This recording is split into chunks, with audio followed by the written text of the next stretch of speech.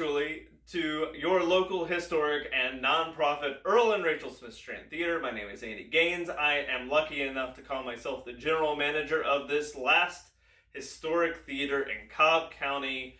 We are so excited that you are joining us this evening for this living room session that we are calling Storytellers. Now you're going to hear stories of all different types, personal, historical, cultural, even a spooky story I hear is inside of this wonderful adventure that is the living room sessions.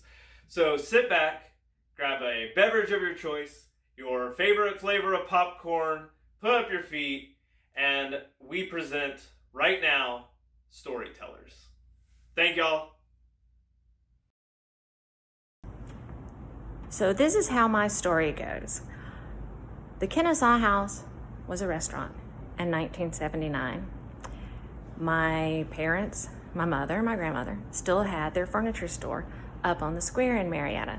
And it was always fun to come up and get grandmama and grab her and go eat a bite for lunch. So we used to do that a lot because she always picked up the tab.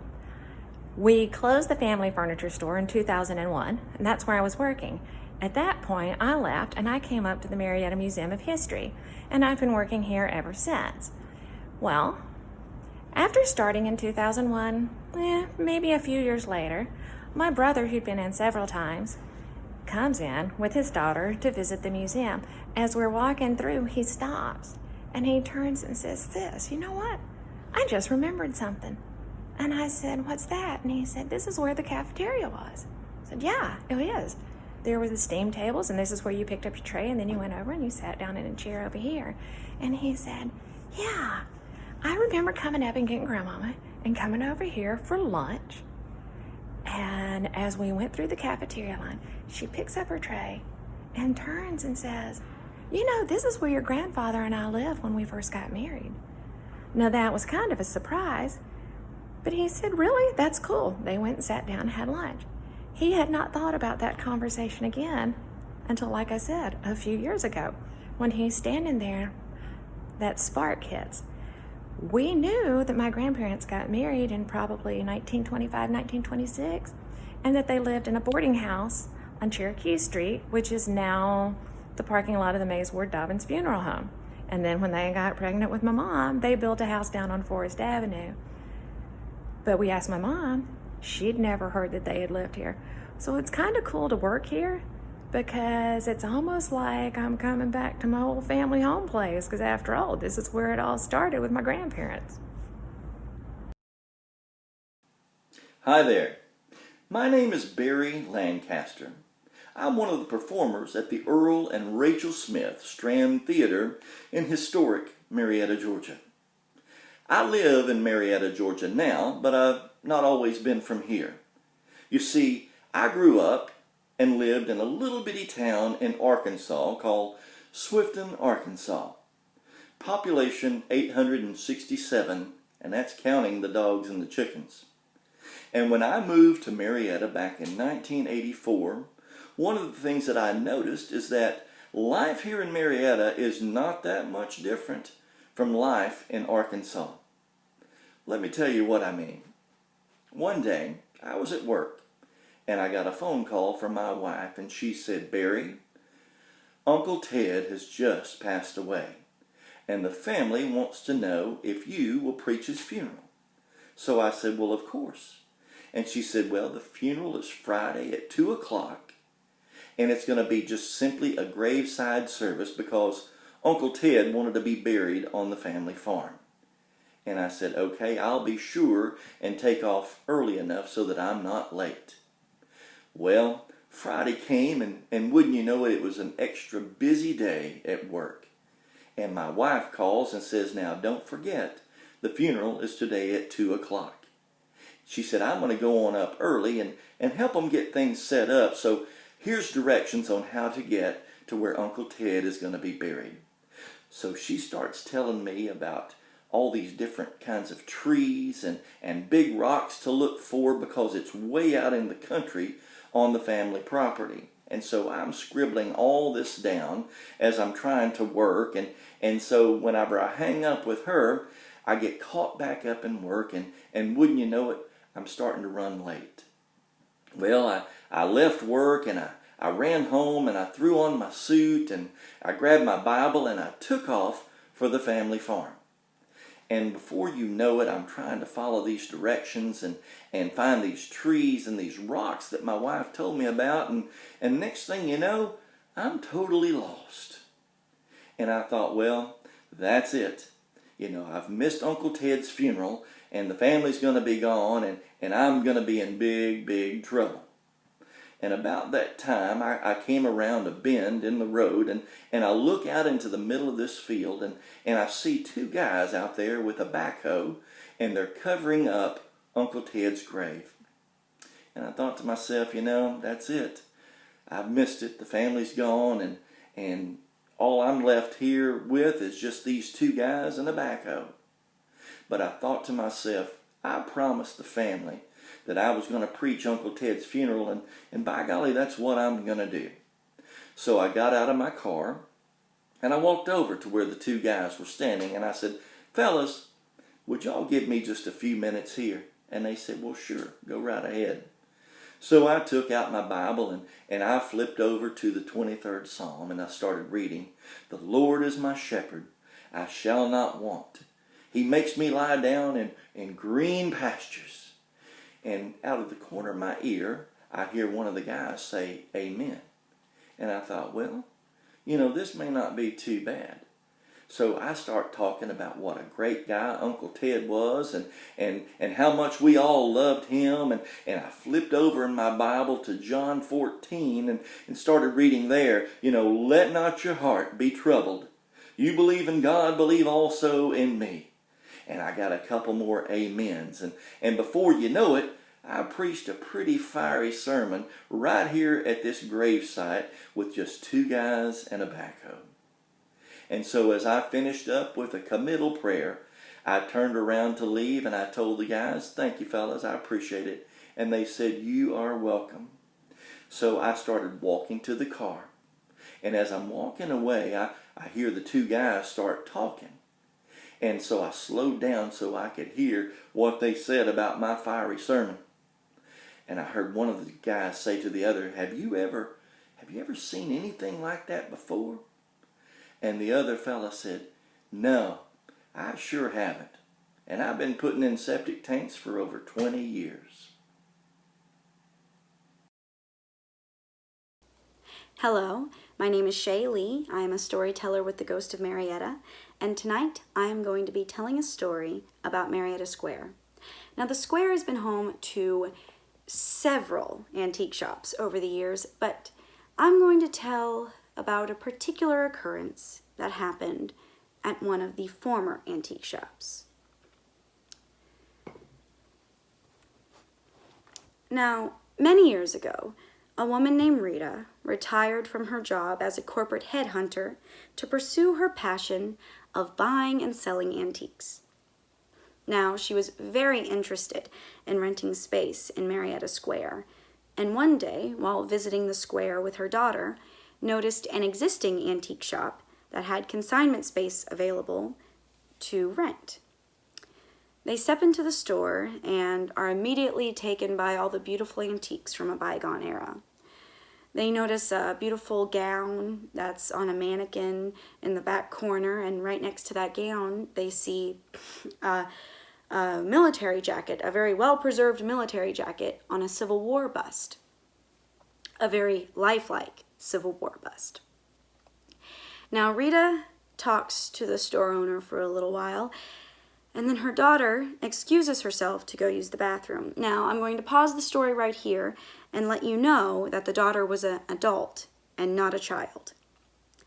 Now, as Rita's speaking with the store owner, they hear the daughter call from the bathroom, "Excuse me, someone's in here." Rita and the store owner are a bit puzzled. They don't know who she could be talking to. There's no one else in the store. And when the daughter comes out, she looks at the two of them and says, "I was in there. Who was trying to open the door?" Rita and the store owner look at each other. No one else has come into the store. They didn't try to open the door. So the daughter just kind of brushes it off and chalks it up to older architecture. Now, as Rita and her daughter prepare to leave, Rita looks back at the store owner and says, "Oh, I would really like to purchase that military jacket back there." The store owner looks confused. "I don't have a military jacket." "Yes, you do, the one that's on that Civil War bust." "I don't have a Civil War bust." And Rita's a bit confused, and she looks back to the corner by the gown on the mannequin and realizes that nothing's there. The bust and the jacket have disappeared. And the store owner kind of smiles to herself and says, "Well, I feel I have to tell you, my shop's kind of haunted." "Haunted? What do you mean?" And the store owner said, "Well, about a year ago, I brought my son here to play upstairs while I was working, and I could hear him talking to himself upstairs. And at first I just thought he was playing around, but then it sounded like he was carrying on a conversation. And so I walked upstairs to see who he could be talking to, and when I asked him who he was talking to, because he was all by himself, he says, 'Oh, I made a new friend. His name is the Colonel.'" And Rita's kind of taken aback by this, but she just figures that it's part of the eccentricity of a small town, and so she and her daughter leave. Now, a couple days later, Rita returns to the shop to talk to the owner about consigning the space from before, and she notices that the store owner had brought her little boy in that day. And so Rita looks down at the little boy and says, "Hey, can you tell me about the Colonel?" And the little boy says, "Oh yes, he's my friend. Whenever I come here with Mommy and I play upstairs, he plays with me." And they carry on a conversation, and she asks questions about the Colonel, and the boy's very eager to answer them. But then after a couple moments, the boy's eyes grow wide, and he puts his fingers to his lips and he goes, "Shh, shh. He's angry now. He doesn't want us to talk about him." And Rita looks at him and says, "What are you talking about?" "Shh, he's angry. He doesn't want anyone to know that he's here." Thank you so much for listening to my story. I hope that you will come and visit Marietta Square, and maybe if you walk around the square long enough, you might just run into the Colonel. But remember, don't talk about him. So there was this woman who had this opportunity to live in this great community, run an organization, and just be part of something bigger than herself. And she knew that she lived in an awesome community, but she really didn't know. And that person was me. In June of 2016, I was in Savannah with my husband and my niece, and I woke up Saturday morning, a Father's Day weekend, and couldn't feel my legs and saw two of my husband. Now, he's quite handsome, but still seeing two of him at one time was not normal. Long story short, by that Monday I was in a coma, paralyzed from the neck down, on a ventilator by Wednesday, and no one knew what was wrong with me.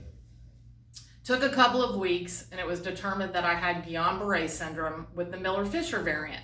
None of us had ever heard of this, and as I was slowly coming out of my coma, my husband would tell me and my friends what was happening and what had happened to me. It took 10 days in Savannah, 2.5 weeks at Emory, and 5.5 weeks at the Shepherd Center to walk home and enter my house after that amount of time. While I still have residuals from that syndrome, and we call it the syndrome, fatigue, neuropathy, I might look normal, but I still have challenges every day. But what I realized and the things I learned along this journey, there's multitudes of them, but a few of them I'd like to share with you. One, it was about a year later, all these images started popping up on my Facebook page of people wearing orange. And for those of you that don't know, I'm a big Tennessee fan. And praying for me and wearing Team Tuchman wristbands. And while I was told this was going on, I had no idea the magnitude of the people who were praying for me and watching over me and helping me to become healthy. It was incredible. And as I started out this conversation, I said I knew I lived in a great community, but I didn't know how great this community was and how they rally behind those that are sick, need healing, and need prayer. I've also realized along the journey that, that old saying, don't judge a book by its cover. Well, that's kind of true. There's a lot of people out there that have things that we can't see, whether that's mental illness, substance abuse, Guillain-Barré syndrome, fibromyalgia, and the list goes on and on and on. And so sometimes we might look normal and you think everything's okay, but there's a lot going on inside. And while I don't try to be woe is me, and because I know things could be a lot worse, and I'm very fortunate because I am walking and talking and breathing, I still have challenges, as I said, every day. And so I think I have a much better awareness of other people who we may not see those things that they're dealing with every day. And we need to take time to get to know people and know what's going on in their lives. And then also how blessed I am with my family and my friends and my community. Again, I just can't emphasize enough how overwhelming it was to see those pictures pop up on my Facebook page. This is a great community here in Marietta. And I think also through this time with the pandemic, and now what we're seeing with the protests across the country, and even right here in our community, the other thing I've learned through this is a time of reflection, to look at what we're doing with our lives, what's important. I made a big career change after all of this happened, and it wasn't because of my health, but it was because of my health. It made me realize what was important. And while I loved my career and my job, and I still support that organization, it was time for me to go into the business with my husband and be able to give back to my community in different ways. And I think now it's also a time to look at how do we make a difference and an impact so that everybody has the same opportunities, can feel safe in their community, and can feel the love and compassion and the prayers that I felt in a time of distress, not knowing what was wrong with me, and having people beside me to walk with me, talk with me, and get me through it. I love you, Marietta, and I love our community, and may each and every one of you continue to be blessed, well, and safe. Hello, my name is Trevor Beemon, and I'm the Executive Director at Cobb Landmarks, and I'm also the Director of the William Root House Museum here in Marietta. If you don't know about the Root House is the oldest house remaining in downtown Marietta. It was built in 1845. The folks who lived here, William Root, moved to Marietta in the 1830s. He was originally from Philadelphia. And then his wife, Hannah Simpson, moved to Marietta in the 1830s as well, and her family was from South Carolina. The story I want to tell you today is kind of a mixture of a personal one and a historical one. I'm a huge history nerd, always have been. I started volunteering here at the Root House when I was 12 years old, so a long time ago. And I was also, as a child, obsessed with the movie The Patriot. When it came out, I saw it several times in theater, and I begged my parents to take me to all the filming locations. And one of the filming locations that they used a lot was a museum called Historic Brattonsville, and it's in South Carolina. So we researched it and found out every year they do a huge Revolutionary War reenactment with a battle and the camps and the whole 9 yards. So we decided to go. We went a couple years in a row. And every year they would do a reenactment called the Battle of Huck's Defeat. So Christian Huck was a loyalist commander, and so they do a reenactment of the battle. But also they would do smaller reenactments throughout the weekend, and one of them was they would do the burning of a Presbyterian minister's house. So the Presbyterian minister was an ardent patriot, and he joined the local militia. And when the British found out to retaliate, they decided to go and burn his church, Fishing Creek Church. And so they went in June of 1780 to destroy the church. And when they got there, nobody was there. And so apparently Christian Huck was very upset about this, and he decided he was going to go and burn the minister's home instead. So I mentioned the minister was away fighting with the militia. So as the British moved towards his house, someone informed his wife that the British were coming. And so she took the children and they hid in the woods and kind of waited it out. And when the British arrived, they ransacked the house, found nobody was there. And so they took some valuables, broke a lot of things, and set fire to the house. As they were leaving, there was another building nearby that they noticed, and they checked it out, and it ended up being the minister's library. And so they set fire to that last, and then they started leaving. Apparently, as the story goes, after they left, the minister's wife, Mary, ran into the house and filled her apron with as many books and valuables as she could. And she was apparently able to go in 2 times before it was just too much. And one of the things that she was able to save, as the story goes, was the family Bible. And so they would do this reenactment every year, and I would watch it just in awe. And they'd go in with torches, and smoke would come out the windows, and it was just a really neat production. But finally, it started to click with me that the person they're talking about might have a closer relation to the roots than I had ever imagined. So the minister's name is John Simpson. This is happening in South Carolina. Hannah's family, Simpsons, they're from South Carolina. So I started doing some research. Hey, these are the same people, and they're from the same place. So the research that we did, we were able to confirm that Hannah Root's father, Leonard Simpson, was the son of this minister, John Simpson. And so if that weren't a cool enough connection, to have 2 museums in 2 different states kind of talking about the same family, fast forward to earlier this year, and one of the descendants of the Roots calls me up and says, hey, I have something I found. I want to donate to you. And his name is Gary Lassiter. He's a descendant of William and Hannah's daughter, Mary Hannah. And he had been coming for a couple years and had brought in letters and photographs and all kinds of great stuff from the Root family. And so I was really excited no matter what it was he was going to bring.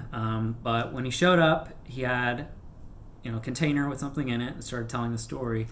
And I started freaking out. And I'll show you now, before I do, cleaned hands, it is widely accepted now, are better for touching historic documents now than wearing gloves. Gloves have fibers on them that can tear the paper, so clean hands. But he pulls out this beauty, and this is the minister John Simpson's Bible. Inside it, there's information about how it was rebound in 1788, and then it has Leonard Simpson, John Simpson's son's name in it, where he inherited it.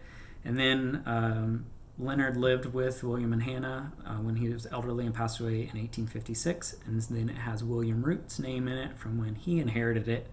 And then they sent it away to be rebound just before the Civil War. And this was an insane moment to me, because when I watched all these reenactments, it never occurred to me that one day, hey, you'll be holding this Bible, that it even still existed, and B, that it has William Root's name written in it, and that he owned it, and that it used to be in his house. So it was just a bizarre, surreal moment to me, to have it, to hold it, to look at it and see their names inside of it. And so we were just so excited and so blessed to get it back and to be able to display it, put it back in the Root house where it was for so many years when the Root family owned it. And so it was just a really neat experience, and I wanted to share that with y'all. Right now we're working on getting a display case made for it so we can display it in our exhibits inside the house, and we're really looking forward to being able to share this with the public. Thanks for listening to my story, and hope you enjoyed it. Good day. My name is Briar Trickett the Fox Fae, and today I'm going to be telling you a very special story. Now, before I begin the story, I must do one very important thing.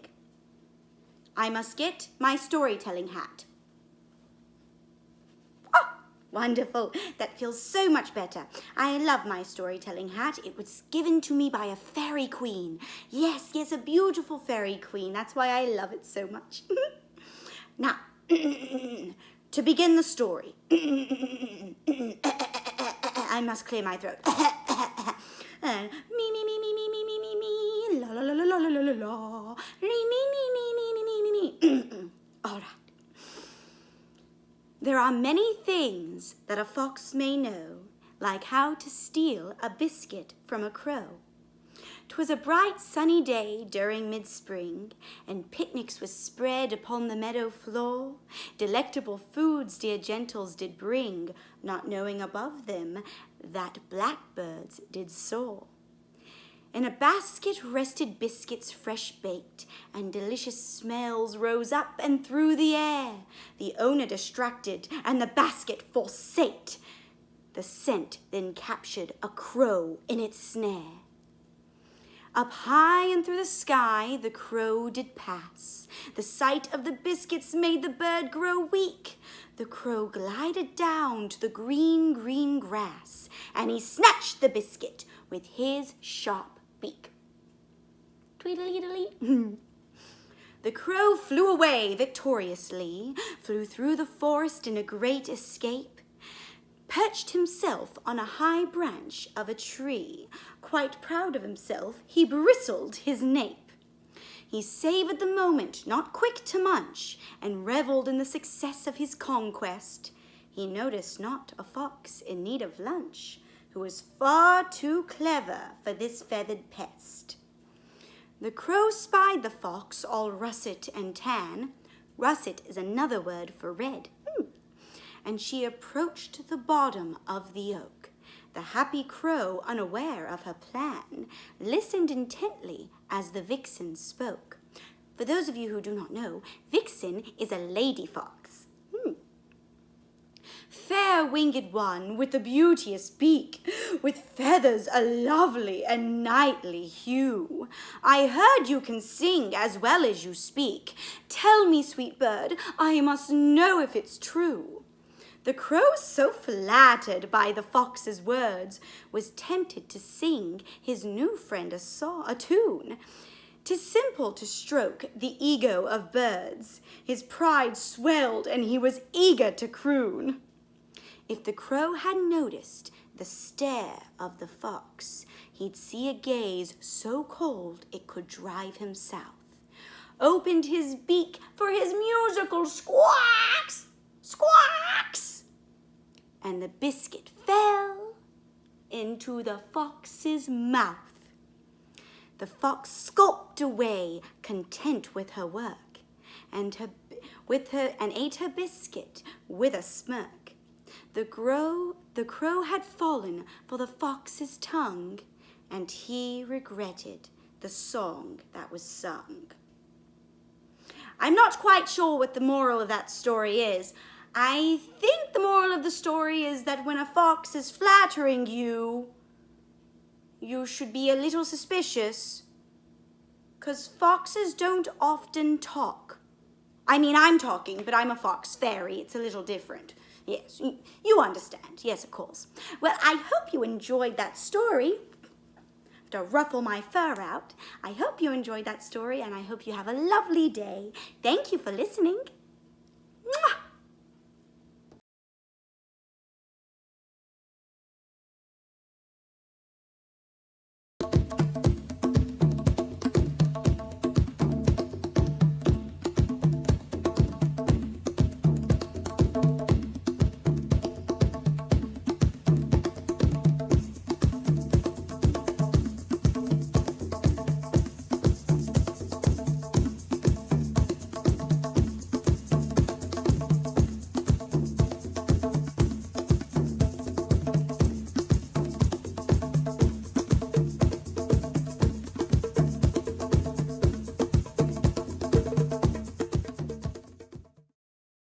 The history of Zion Baptist Church is so rich and multi-layered, it would indeed take a book to capture it fully.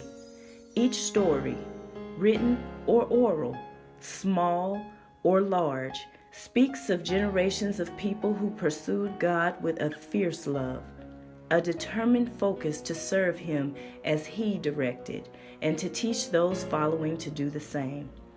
154 years of history, each member adding to its strength like bricks and mortar in a strong building. Here, in this dramatic presentation, 8 characters share highlights of that history.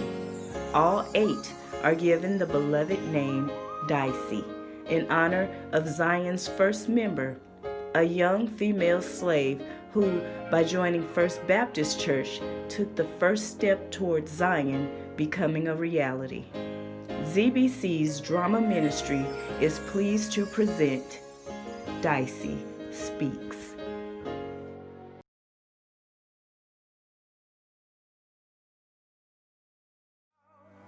You ever notice how every so often here at the church when a baby's born, one of them gets named Dicey?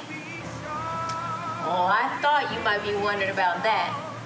Well, that's in honor of our first church member, Miss Dicey.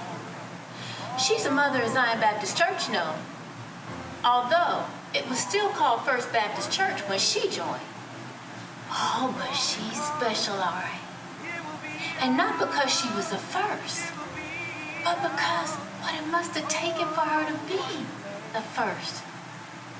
Oh, I think about that a lot. Just imagine, you're a slave, and you're the first one to join a church where there's nobody there like you. No one who can understand who you are or what living might be like for you. And probably no one who really cares. I mean, you know what your time with God is like, and you treasure it. But what you don't know is what time with God will be like here in this new, strange, and foreign place. Oh, the faith Dicey must have had to take that first step. To trust what God was doing in her life, even when she couldn't see it. Oh, and the confidence she must have had in him. And then in herself. My name is Dicey. And having courage to be the first is a gift I treasure. Oh, but truth be told, Zion is full of people who have been first. And God has moved in a mighty way to make sure these things happen. For example, when the Civil War came to Marietta, oh, around about 1862, 63 maybe. Well, most of the town's white men, church folk included, had to go up there and fight on Kennesaw Mountain. But the black folks, they stayed right here, working and doing church business. Now, while the whites was off fighting that war, do you know that the Black Church Conference tried to give old Brother Rucker a preacher's license? But you know, it was still against the law. So, some of them white folks over at the First Baptist Church, oh yeah, you know the one just across the way there, well, they stood up for him. But do you know that matter had to go all the way to the state court? I mean, look at that. It took a war, some good-hearted white folks, and a move of the state legislature just for Ephraim Rucker to get his license to preach. But finally, in 1863, oh, the year of the Emancipation Proclamation, he got it. He got it! Oh, but it was still called First Baptist Church. Yeah. How about 2 more years passed? And that's when the black portion of the church applied for letters of dismissal from the First Baptist Church, so they could go off and form their own separate and distinct body of worship. And finally, letters of dismissal were granted for all 66 women and 23 men. And on April 8, 1866, our church was once and for all named Zion Baptist Church. Oh, and you know what else? Brother Ephraim became Pastor Ephraim Rucker. All that time it took, from the backwoods clearing to the Civil War. 30 years. 30 years it took for us to get that giant step to worship God our own way. Oh, but God still wasn't finished. Now see, that's why I'm proud to be Dicey. I ain't scared to be the first of something. And I got a long line of people tell me God will move mountains to work his way through me. And he'll do the same thing for you too. Oh, Dicey.